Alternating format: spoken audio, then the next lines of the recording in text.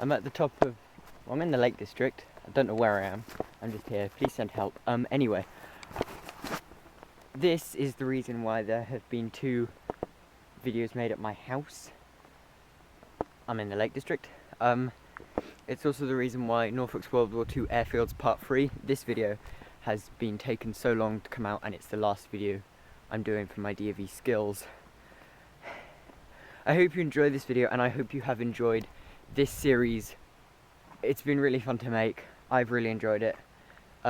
Anyway, I will leave you with me at Seething Airfield.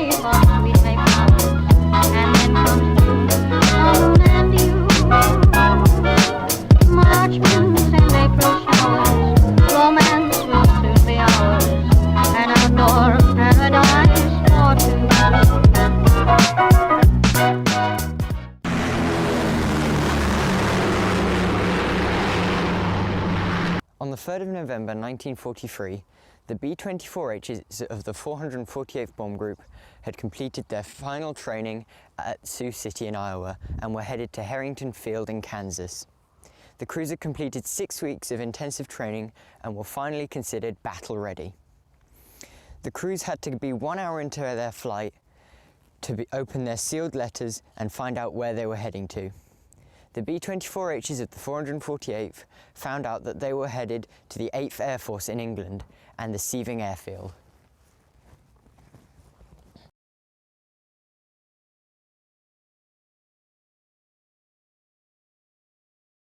There were 2 main routes that the American units could take, the northern route and the southern route. The northern route would take the units through Newfoundland and then to Prestwick in Scotland, near to where I filmed some of my videos previously. The southern route would take the units a lot longer, taking them from Trinidad to Brazil.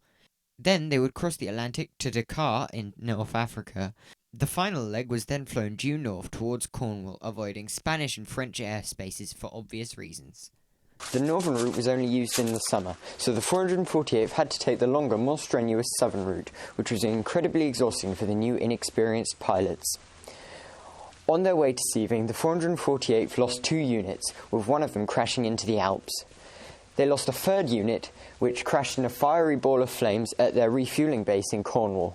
The first of the B-24s touched down in Seething in the early days of 1943, and the young Americans found it to be 1 pub, 1 small store, a church, and maybe 6 houses, not very large, but very picturesque. Numerous farms were scattered around the field. They were typically English, right out of the history books. Many of the buildings still use thatched roofs and stone walls.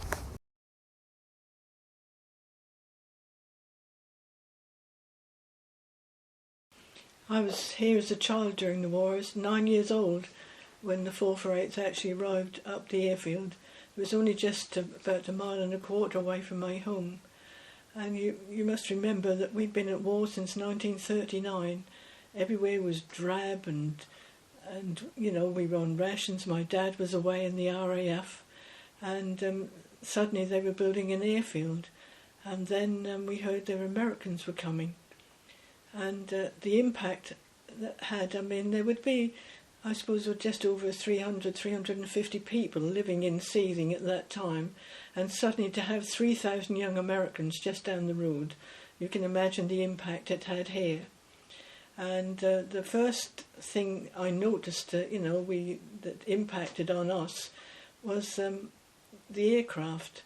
When they arrived in November 1943, you can't believe how huge they were and the sound they made, and at night time sound travels, so you would lay awake and the first thing we heard was the noise. The putt-putt engines would start up on the airfield and then start up the four Pratt & Whitney engines, and then there'd be this terrible noise, as they were taking off to go off to war.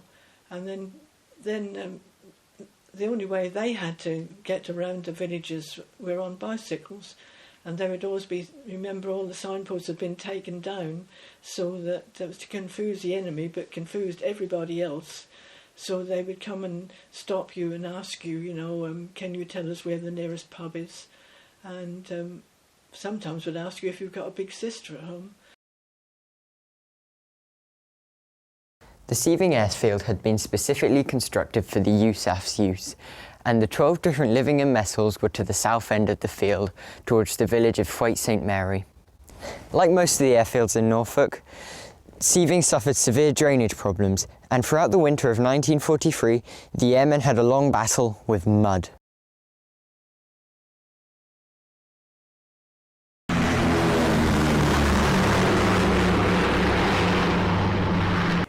Within 3 weeks of their arrival at Seething, the crews and their aircraft were ready to launch.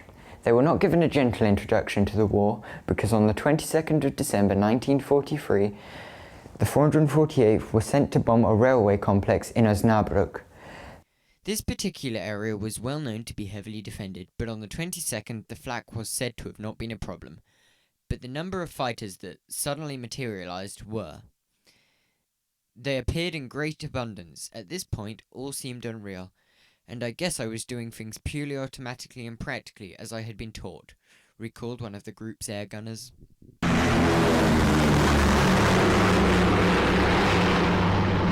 The weather during most of January 1944 was not conducive to operational flying, but the 8th Air Force had a new commander, General Jimmy Doolittle, and he was itching to mount a massive attack on the Germans' aircraft industry. His philosophy was that the air war should be won at all costs. On February the 20th, 1944, the big week commenced, and it was a 6-day bombing raid that the 448th took part in over Magdeburg, Gotha and Fürth. This major offensive was a traumatic time for all the crews involved, especially the young pilots of the 448th, who came off relatively unscathed with only losing one aircraft. To go to the dreaded Gotha with their Messerschmitt 10 factories and only lose one aircraft was no mean feat, but to then be told you're going to Fürth near Nuremberg with its dreaded flak cannons was even more of a big deal.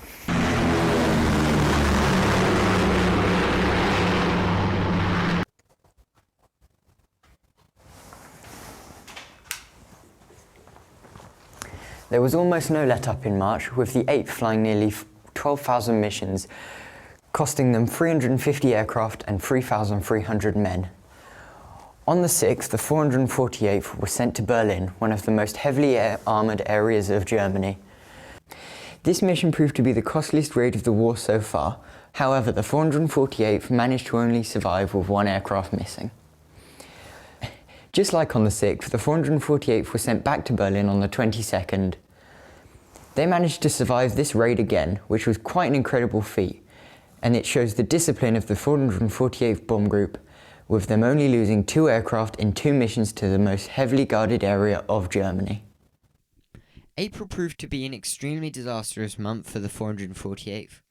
On the 1st, they were sent to Ludwigshafen. The weather conditions over the northern Europe were atrocious, with heavy thick cloud up to over 21,000 feet. The 448th, along with 2 other groups, strayed away from the main formation, and this slight error was punished harshly by the Luftwaffe. During the first attack, the group's lead aircraft was shot down, and with their commanding officer, Colonel James Thompson, inside. Unfortunately, his parachute failed to open. Without a leader, the rest of the group were lucky to survive with just a few casualties.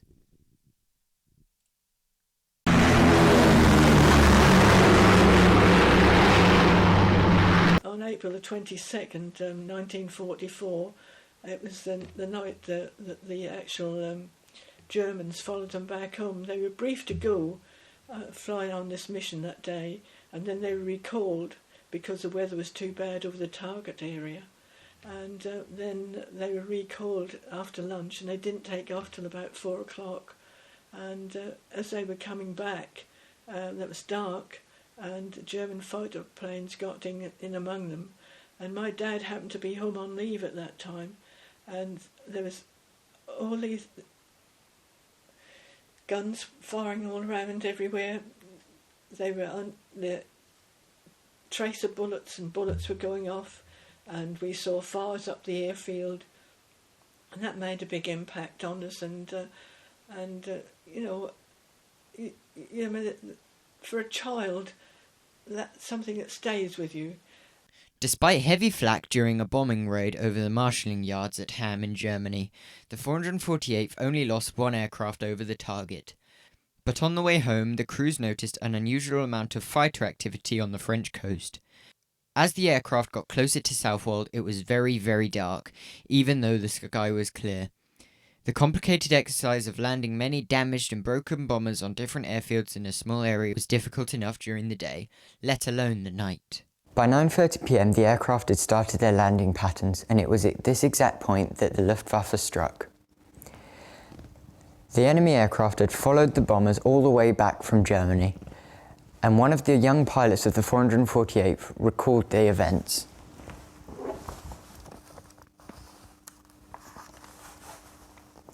They were waiting like vultures for us to come in. We were being shot at like sitting ducks. It was like if all hell had broke loose. There were ships everywhere, some going down in flames it doesn't bear thinking about. One of the 448th was shot down and crashed into the sea. Another near Kessingland, and even another near Whirlingham. The Vady Ray was on its final landing approach onto the runway when it was shot up by a Messerschmitt 110 and crashed in a ball of flames. Luckily, the captain, Alvin D. Skaggs, was able to move the plane off the runway before anyone was hurt, and all the crew had survived. Later, 2 more aircraft collided at the end of the runway. All 3 of the Seething runways were lit up with ammunition after being strafed by Messerschmitt 110s. The fires of the crashed B-24s and other debris raged on until at least 3 in the morning the next day. The 2nd Division lost 7 aircraft on their raid of the marshalling yards, and they lost another 14 back home. This proved to be one of the most catastrophic nights for all of the airfields in Norfolk. None more so than Seething.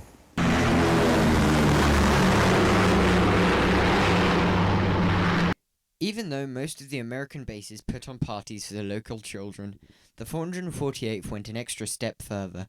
Major Newton McLaughlin, the Special Service Officer, the base's chaplain and the base's surgeon, became very involved with the Jenny Lind Crippled Children's Hospital in Norwich. With the permission from the commanding officer, Colonel Charles Westover, the men adopted the children. Not only did they share their rations with them, but they also collected money to provide Christmas presents, which were handed out at a big party. As one crew member said, it was a splendid way to cement the relationship between the Yanks and the English.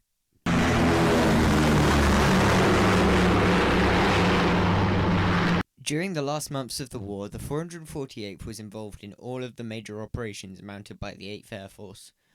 On the 4th of April, the 448th was sent to Kiel. Previously, they had been treated fairly by the enemy forces there, but this time was different. The Luftwaffe had sufficient fuel sources for their relatively new and fancy jet-powered Me-262s. This newfound fuel source cost the 448th 3 aircraft, which was even more tragic than normal, considering that it was so close to the end of the war. 3 weeks later, the 448th went out on its 262nd mission, and their last. Over the course of the war, Seething had lost 101 aircraft in action, which was a higher number than usual. This shows the immense contribution and sacrifice the 448th and its crews made to the mighty 8th Army's offensive.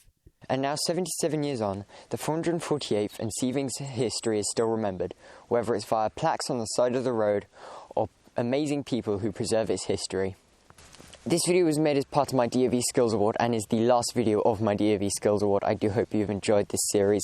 You can learn more about the DAV Skills Award by clicking the first link in the description below, and you can see the entirety of my DAV Skills Award in a playlist called DAV Skills. That's the second link in the description below. If you like videos about Norfolk folklore or history, consider subscribing. Before this video ends, I would like to say thank you for watching. This has been one of the biggest videos I've ever done, roughly 12 weeks in the making. I've had so much fun organising it and making it, even if thinking of questions for interviews was really hard. Thank you to Richard Nash, the chairman of Seething Control Tower Museum, for organising access to the site, the plane ride and interviews. Thank you to Miss Everson for offering her time for an interview. Thank you to the Seething Control Tower Museum for having such rich history, and thank you to my pilot Carl for giving up his time to take me up in a plane ride. Once again, I do hope you've enjoyed this video. If you like history or Norfolk folklore, consider subscribing. Bye.